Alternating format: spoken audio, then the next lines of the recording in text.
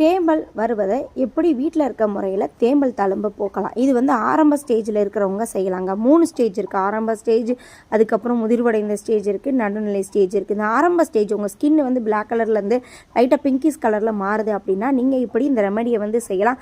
அதுக்கு மேற்பட்டு நாள் ஆயிடுச்சு, 1 இயர் 2 வருஷம் ஆயிடுச்சு அப்படின்னா நீங்கள் வந்து டேரெக்டாக மருத்துவரை போய் அணுகுங்க. அங்கே உள்ள மாத்திரைகளை சாப்பிட்டிங்கன்னா ஒரு 3-4 இயர்ஸில் தேம்பலை நம்ம அடுத்தடுத்த இடங்களில் பரவாமல் நம்ம அதோட ஸ்டாப் பண்ணிடலாம். ஸோ இப்போ வெள்ளைப்பூடு, தோல் நீக்கிய வெள்ளைப்பூடு 2-3 எடுத்துக்கோங்க.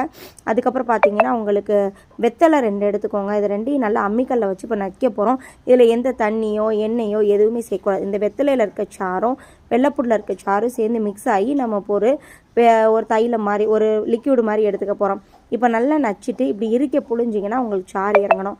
அதே மாதிரி ஒரு பாத்திரத்தில் இறுக்க புழிஞ்சிக்கோங்க. ஒரு 2 டீஸ்பூன் அளவுக்கு வரும். இதை எடுத்து நீங்கள் தேமல் எங்கெங்கே இருக்கோ இந்த சாறை எடுத்து தேமல் எங்கெங்கே இருக்கோ அந்த இடங்கள்லாம் அப்ளை பண்ணிவிட்டு வாங்க.